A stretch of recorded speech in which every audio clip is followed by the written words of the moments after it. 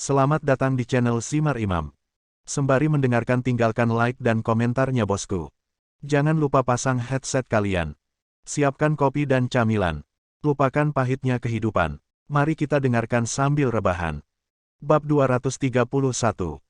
Tuan Ye, saya minta maaf. Saya minta maaf atas kata-kata saya yang terburu-buru tadi.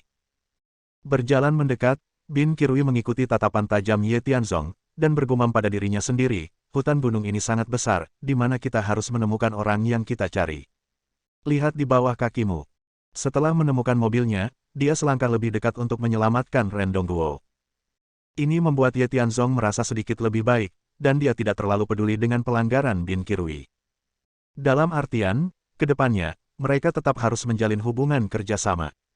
Di bawah kaki, mendengar. Bin Kirui tanpa sadar melihat ke bagian bawah kakinya, tapi tidak ada apa-apa selain kegelapan. Selain itu, mengikuti contoh Ye Tianzong, dia mengeluarkan ponselnya dan bergelantungan di tanah, tetapi dia tidak bisa melihat apa-apa, yang membuatnya sangat bingung. Ketika dia hendak bertanya, Ye Tianzong bergegas mendekat dan menutupi ponselnya.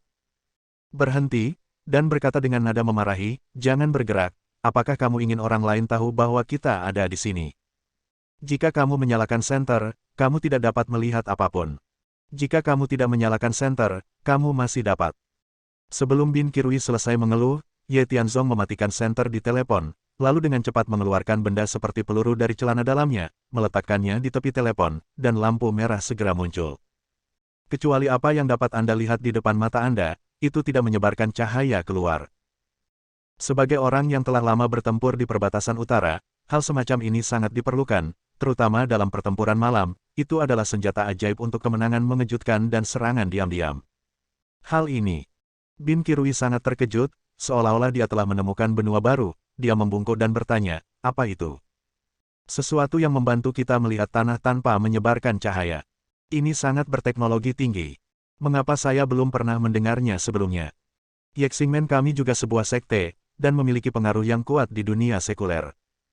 Namun, apalagi melihat hal semacam ini, kami baru saja mendengar. Saya belum pernah mendengarnya. Siapa kamu?" "Tidak peduli siapa aku, yang penting kamu bisa bekerja sama denganku dengan baik setelah masalahku malam ini selesai." "Itu pasti tidak masalah. Nah, kenapa kamu tidak membicarakan hal ini? Kamu baru saja mengatakan bahwa orang yang ingin menemukan kamu perlu melihat kaki mereka. Coba aku lihat." Di tengah pidato, Bin Kirui tanpa sadar menurunkan alisnya untuk melihat, dan benar-benar melihat deretan jejak kaki muncul di bawah iradiasi sinar inframerah. Ukurannya berbeda, dan tumpang tindih, tetapi tidak menghalangi pengenalan mereka. Ini harus menjadi 3 set jejak kaki yang diselingi. Dengan kata lain, 3 orang baru saja lewat di sini. Ayah mertua yang diculik, Ren Dongguo. Ruo Songhao yang berpura-pura menjadi ular. Ada juga gadis kelinci yang terlihat lembut, namun sebenarnya memiliki hati seperti ular. Ada mobil, ada jejak kaki, dan masalah ini dikonfirmasi. Perjanjian antara saya dan Su Zongming belum selesai. Jika saya meminta untuk melihat Ren Dongguo, maka Su Zongming harus meminta kedua orang ini untuk datang dan melihat. Oleh karena itu, setidaknya dalam jam ini, dia harus aman. Mereka baru tiba, pijakannya tidak stabil, dan sekarang bergegas menyelamatkan orang. Mereka seharusnya tidak memiliki banyak pertahanan. Setelah mengambil keputusan, Ye Tianzong melambaikan tangannya, memberi isyarat kepada Bin Kirui untuk bergerak maju dengan pinggang rendah. Bin Kirui sekarang semakin tertarik pada Ye Tianzong. Untuk beberapa alasan, dia tidak memiliki sedikit pun perlawanan di hatinya terhadap perintah pihak lain. Sebaliknya, dia menantikan petualangan seperti apa yang akan dia pimpin untuk memulai. Awalnya, dia sama sekali tidak memiliki harapan untuknya, tapi sekarang, dia benar-benar membayangkan apakah Su Zongming akan mengangguk dan membungkuk padanya setelah dipindahkan olehnya, atau akankah dia mati di depannya di tempat. Saya menantikannya. Melacak sepanjang jalan, dari pintu masuk ke tengah gunung. Butuh total 10 menit berjalan kaki, termasuk jarak mengemudi, total kurang dari setengah jam. Masih ada setengah jam tersisa sebelum batas waktu 1 jam, ketika dia baru saja tiba, Ye Tianzong mengukur jaraknya. Butuh setidaknya 40 menit untuk sampai ke dermaga Xingyang di sini, artinya, jika Anda menggunakan cara konvensional, Anda tidak akan bisa sampai di sana tepat waktu. Untuk ini, Ye Tianzong sudah siap. Namun, untuk menghemat waktu, Untuk menangani Ruo Songhao dan gadis kelinci dalam beberapa saat, pertempuran harus diselesaikan dalam waktu 10 menit. Segera. Keduanya menyisihkan rerumputan lebat, dan ada ruang terbuka di sana. Yang tidak bisa dipercaya sebenarnya ada rumah kayu di sana, yang sepertinya baru dibangun, dan masih ada sosok yang gemetar di dalamnya. Seseorang. Set, jangan bicara. Melihat rumah kayu itu, Bin Kirui sangat terkejut dan hampir berteriak. Untungnya, Ye Tianzong menghentikannya tepat waktu, menggelengkan kepalanya, dan berkata dengan suara rendah, "Ayah mertuaku ada di dalam. Dia dibawa pergi oleh Su orang-orang Zongming. Sebagai sandera, Su Zongming ingin mengancam saya. Jika tidak, saya akan dapat mencabik-cabik Su Zongming di klub Jiangnan barusan. Lalu apa yang harus kita lakukan sekarang? Haruskah kita tunggu? Aku akan masuk saja." Ye Tian menarik napas dalam-dalam dan berkata dengan tenang, "Aku hanya sedikit khawatir. Selain mereka bertiga, ada orang lain yang muncul. Lihat saja dari luar dan bantu saya. Waspada. Jika Anda melihat ada gerakan, Anda memiliki nomor telepon saya, dan setelah Anda mengirimi saya pesan teks, saya akan tahu bahwa ada situasi ketika saya mendengar getarannya, mengerti?" "Tidak apa-apa. Saya sering melakukan hal-hal seperti menjaga peluit. Selain itu, aku juga memiliki kekuatan bertarung tertentu. Meskipun aku tidak bisa dibandingkan denganmu, tidak masalah untuk melindungi diriku sendiri." "Tidak apa-apa." Setelah keduanya membuat kesepakatan, Ye Tianzong berjalan maju sendirian. Di sisi lain, Bin Kirui menjaga tubuhnya tetap rendah, waspada dengan sekelilingnya, siap memberitahu Ye Tianzong kapan saja. Tentu saja, dia tidak mengira itu karena Ye Tianzong khawatir tentang serangan diam-diam seseorang, tetapi karena dia takut seseorang akan lolos dari jaring. Jika berita itu bocor, itu mungkin membawa bahaya tersembunyi untuk berurusan dengan Su Zongming. Bagaimanapun, hal ini terkait dengan kepentingan vitalnya sendiri, jadi tentu saja dia harus berkonsentrasi padanya. Di sini. Setelah menyentuh rerumputan, saya sampai di depan pintu rumah kayu itu. Ye Tianzong tidak bertindak terlalu tergesa-gesa, dia harus memastikan keselamatan Ren Dongguo terlebih dahulu, baru kemudian bertindak. Dia menjulurkan kepalanya diam-diam, dan setelah membuka jendela, matanya mengintip ke dalam. Di dalam rumah. Semua yang kamu butuhkan. Ada tempat tidur, makanan, dan banyak persediaan yang ditumpuk. Rumah model ini sepertinya sudah dibangun di sini selama beberapa tahun. Jika bukan karena mereka berdua datang ke sini malam ini, mungkin ada orang lain yang tinggal di sini. Pada saat ini, Ren Dongguo diikat dan duduk di atas daun bobrok, sementara gadis kelinci dan Ruo Songhao benar-benar bekerja sama, keduanya terpaku satu sama lain, dan pengejaran apapun adalah penutup mata, mungkin di sekolah, tetapi masuk dan keluar setelah masyarakat, tidak ada yang tahu apa yang telah dialami satu sama lain, dan perasaan polos saat itu hanyalah alat tawar-menawar untuk digunakan sekarang. "Kalian, apa sebenarnya yang ingin kamu lakukan?" Ren Dongguo sangat marah, dia memelototi mereka berdua dan berteriak dengan kasar, "Apakah kamu tahu siapa aku? Siapa menantuku? Jika dia tahu kamu menculikku, dia tidak akan membiarkanmu pergi." Hahaha. Ruo Songhao tersenyum ringan, dan berkata dengan ringan, "Ren Dongguo, jangan berpura-pura berada di depanku, bukankah menantumu sebodoh itu? Dia tahu bahwa kamu diculik di sini. Lagi pula, tidak ada apa-apa dia bisa melakukannya, dia hanya bisa dengan patuh mengikuti metode bosku, kalau tidak, kamu akan mati. Sekarang tetap di sini dengan jujur, kamu dengar. Sayang, ada apa dengan orang tua ini? Bagaimanapun, dia terikat di sini sekarang, dan dia tidak bisa melarikan diri. Manfaatkan waktu ini, kenapa kita tidak bermain dulu saja?" Pembicaraan. Seluruh tubuh gadis kelinci telah sepenuhnya melekat pada tubuh Ruo Songhao, seperti gurita, penuh godaan. Haha, tidak masalah. Ruo Songhao memiliki penampilan yang serius, dan sekarang tidak ada orang luar di sekitarnya, sifat aslinya terungkap. Setelah mengangguk, dia langsung berdiri, memeluk gadis kelinci itu, dan hendak berjalan ke meja di sebelahnya, sementara Ren Dongguo masih mengutuk. "Ini kesempatan bagus. Manfaatkan itu. Cepat kalahkan lawan, lalu gunakan waktu sesingkat mungkin untuk bergegas ke dermaga Xingyang. Dia sangat mengkhawatirkan Song Huiru, jadi jangan sampai terjadi kecelakaan. Ledakan. Bertindak sekarang."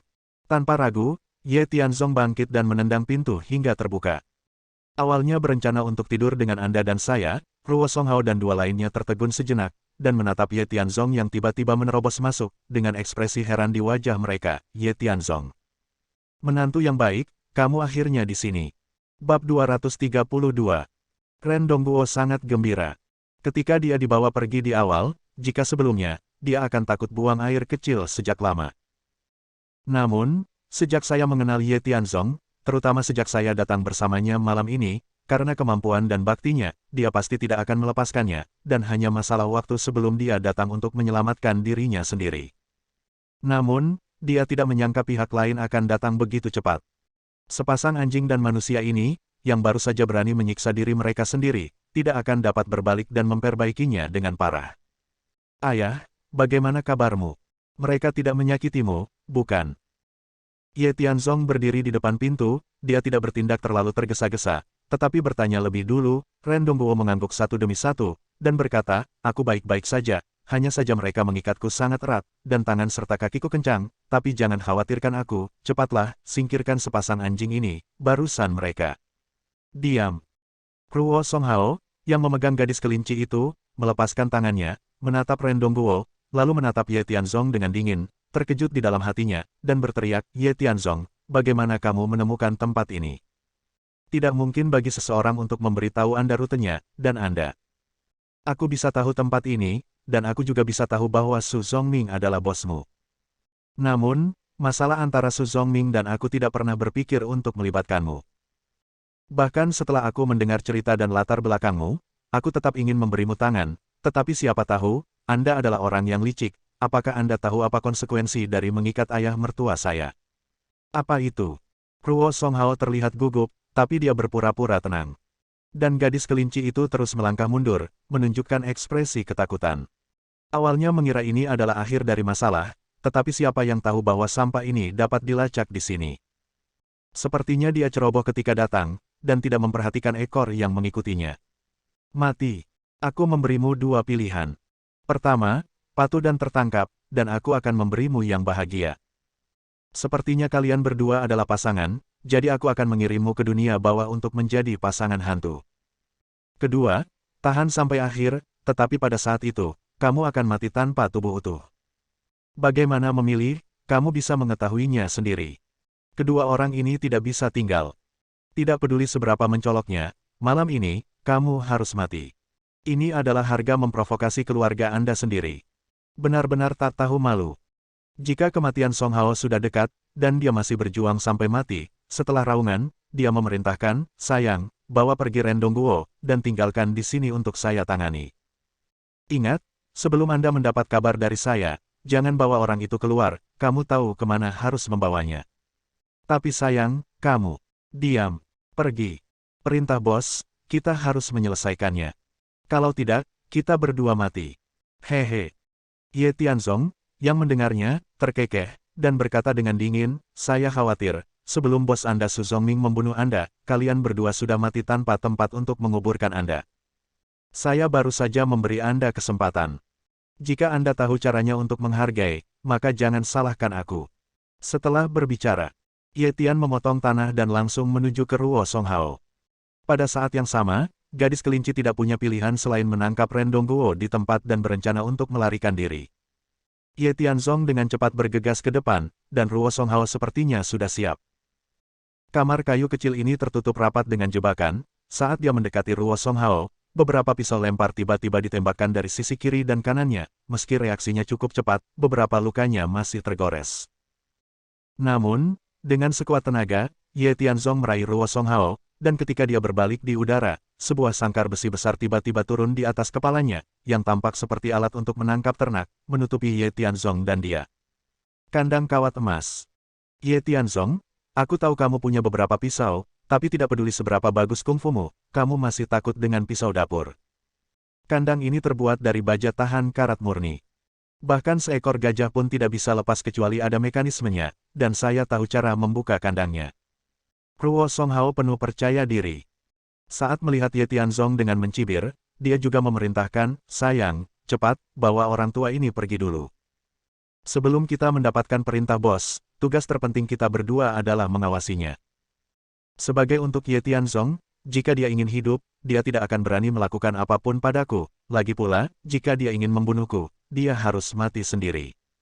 Oke, aku mendengarkanmu. Gadis kelinci itu sedikit mengangguk, dan sudah menangkap Ren Dongguo, dan Ren Dongguo yang penuh percaya diri tiba-tiba panik setelah melihat situasi ini. Dia sudah berusia 50-an, dan dia lemah dan sakit-sakitan. Jangan lihat kelucuan gadis kelinci ini, dia sebenarnya memiliki sejumlah kungfu. Tidak masalah untuk menjatuhkannya. Dia bangkit setelah menariknya, dan berjalan beberapa langkah, terhuyung-huyung dan jatuh ke tanah. Gadis kelinci itu juga merupakan karakter yang kejam, dia diseret dari tanah seperti anjing mati. Ayah. Ye Tianzong patah hati. Meskipun tidak ada hubungan darah, bagaimanapun juga dia adalah ayah tiri Ren Yurou. Hubungan darah semacam ini tidak dapat diubah apapun yang terjadi. Ye Tianzong segera berteriak, memegang jaring besi berlian dengan kedua tangan, sementara Ruo Songhao dengan tenang tersenyum, "Oke, Ye Tianzong, berjuang tidak ada gunanya. Sekarang, kami akan memindahkan orang. Jangan khawatir, kehidupan ayah mertuamu masih bisa dijamin sebelum menerima perintah dari bos kami. Sekarang, kamu bisa tinggal di sini bersamaku itu bagus waktu untuk mengobrol tentang kehidupan dan cita-cita. Sejujurnya, aku masih memiliki perasaan untuk Song Huiru. Berbaliklah dan bantu aku." Sebelum saya sempat menyelesaikan, Ye Tianzong tiba-tiba muncul. Tangannya meraih leher Ruo Songhao, membuatnya menjerit, dan wajahnya menjadi pucat. Pada saat yang sama, tangan yang lain dengan cepat meraih jaring besi berlian dan menariknya dengan keras. Jika itu adalah pria kuat biasa atau pria berotot, tidak ada cara untuk menggunakan jaring besi ini. Tapi siapa Ye Tianzong? Mesin pembunuh gila yang sendirian membunuh 800.000 pasukan musuh. Apa yang dia miliki bukan hanya kekuatan kasar, selain pikiran dan kelincahan militernya yang luar biasa, dia juga memiliki kekuatan yang tak terduga, yang berbeda dari kekuatan biasa, dan dapat mengubah yang nyata menjadi tidak terlihat. Setelah merobeknya dengan keras, bang! Terdengar suara garing yang mengejutkan, dan jaring besi yang tampaknya tidak bisa dihancurkan ditarik keluar dari udara tipis, dan berubah dari lurus menjadi melengkung, dan akhirnya terpelintir seperti besi tua dan besi busuk, yang mengejutkan semua orang, berdiri dan berdiri. Apa? Ini? Kamu, apakah kamu masih manusia? Itu terlalu menakutkan. Ruo Songhao pada awalnya penuh percaya diri dengan jaring besinya, tetapi sekarang tampaknya di pihak Ye Tianzong, itu hanyalah keterampilan yang sepele, tidak layak disebut. Dia tahu bahwa Ye Tian mampu, dan dia pikir dia bisa menjebak pihak lain sekarang dengan beberapa operasi mekanisme, tapi dia tidak menyangka itu seperti lengan belalang, setetes air di ember. Ledakan. Segera setelah itu, Ye Tianzong menyeret Ruo Songhao ke dinding setelah suara keras, bagian belakang kepalanya membentur dinding, dan rasa sakit yang parah menyebabkan Ruo Songhao menyeringai dan darah mengalir keluar. Sekarang seluruh orang dalam kegelapan, tetapi kepanikan di hatinya masih membuatnya tenang, menatap Ye Tianzong yang bermata merah sekarang, dia ketakutan secara fisik dan mental, dan mencoba yang terbaik untuk membantah, "Tidak, Tuan." "Ya, saudaraku, Tuan, Tuanmu punya banyak uang, dan saya melakukan banyak hal dengan uang. Lagi pula, Su Zongming adalah bos saya akan melakukan apapun yang dia minta, jangan impulsif, mari kita bicara perlahan jika kita memiliki sesuatu untuk dikatakan, apakah itu akan dilakukan dengan lambat? Akui kesalahanmu sekarang. Sudah terlambat. Aku baru saja memberimu kesempatan, dan sekarang. Mati." Setelah berbicara, Ye Tian mencubit leher lawan, dan berusaha lebih keras. Tubuhnya tidak bisa melawan sama sekali, dan dia langsung mati. Darah meluap dari sudut mulutnya, dan seluruh tubuhnya terkulai di tangan Ye Tianzong. Sayang. Melihat kematian Ruo Songhao, gadis kelinci itu tampak benar-benar terharu, penuh kesedihan dan kemarahan, dia melepaskan Ren Dongguo, bergegas mendekat, memeluk Ruo Songhao yang telah meninggal dunia, dan meratap dengan getir. Itu terlihat menyedihkan. Namun, orang miskin pasti memiliki tempat yang menyedihkan. Tak satu pun dari kedua orang ini yang bisa tinggal. Ye Tianzong berjalan di belakangnya, mengeluarkan belati, dan menyekanya di lehernya. Juga mati. Keduanya meringkuk bersama. "Ayah, bagaimana kabarmu? Apakah kamu baik-baik saja?" Setelah menyelesaikan dua orang, Ye Tianzong bergegas tanpa penjelasan, dengan cepat melepaskan ikatan Ren Dongguo, dan bertanya dengan prihatin. Aku baik-baik saja." Ren Dongguo masih linglung. Dia mengenal Ye Tianzong, karena intervensinya, banyak hal dapat diselesaikan dengan mudah. Apalagi itu juga memungkinkan karir istri dan putrinya berkembang dengan lancar. Sejujurnya, dengan dia di sekitar, saya merasa nyaman, itu sangat bagus. Namun, saya telah berhubungan dengannya berkali-kali, dan saya belum pernah melihatnya membunuh orang. Sekarang seseorang meninggal di depan saya, seorang pria dan seorang wanita. Meskipun kedua pria dan wanita ini pantas mati, mereka adalah dua orang yang hidup setelah semua. Tianzong, kamu membunuh dua orang tiba-tiba, kami. Tidak apa-apa, mereka pantas mati, dan aku akan membiarkan seseorang menangani urusan pemakaman ini nanti. Ayo pergi, ayah, kita harus bergegas ke dermaga Xingyang. Sekarang Huiru masih ada di tangan mereka, kita harus bergegas, jika tidak, Huiru akan hidup dalam bahaya. Ah! Ren Dongguo terkejut. Malam ini hidup seperti mimpi. Dia berkata dengan tidak percaya, Tianzong, apa yang terjadi? Mengapa saya merasa sangat bingung? Tiba-tiba saya diculik, dan sekarang Nona Song menghilang tanpa alasan. Ayah, tidak ada waktu untuk menjelaskan, ayo pergi, ayo keluar dulu. Ye Tian menarik napas dalam-dalam, mau tidak mau berkata, membelakangi Ren Dongguo di belakang punggungnya, dan dengan cepat berjalan keluar dari ruang model tepat ketika dia berjalan ke pintu, terdengar suara dari ponsel. Terkejut. Ini seharusnya sinyal yang dikirim oleh Bin Kirui, memang ada orang di luar. Ye Tianzong tiba-tiba menurunkan tubuhnya, dan ketika dia melihat sekeliling, banyak pisau baru saja ditembakkan dari atas kepalanya. Jika dia tidak mengingatkannya tepat waktu, mereka berdua mungkin telah tertusuk. Pada saat yang sama, ada pertarungan dari rerumputan, dan jeritan tidak ada habisnya, tetapi gerakan datang dan pergi lebih cepat, dan dalam beberapa menit, pertarungan selesai. Tianzong, ada apa? Sepertinya ada seseorang. Ayah, jangan bicara sebentar, mari kita lihat. Setelah menunggu 1 atau 2 menit, sesosok tubuh dengan cepat berlari. Ye Tianzong segera menahan napas dan siap menyerang kapan saja. Namun, ketika dia mendekat, dia menemukan bahwa itu adalah Bin Kirui. Dia berlumuran darah dan memiliki pisau di tangannya. Dia berkata dengan senyum di wajahnya, Ye Tianzong, kamu benar-benar pandai memprediksi sesuatu, memang ada beberapa orang di sekitarmu yang mendekati rumah kayu ini, tapi jangan khawatir, aku sudah berhati-hati. Dari segalanya, Tianzong, dia adalah temanku, kita akan bekerja sama denganku untuk waktu yang lama di masa depan, tetapi tidak ada waktu untuk menjelaskan sekarang, ayo pergi. Oke. Bin Kirui tidak berbicara omong kosong, dia membantu Ye Tianzong, dan mereka bertiga segera pergi dari sini. Dan ketika dia melewati rerumputan tempat Bin Kirui baru saja membunuh seseorang, Ye Tianzong masih memiliki rasa takut yang tersisa di hatinya. Bersambung. Nantikan bab selanjutnya bosku.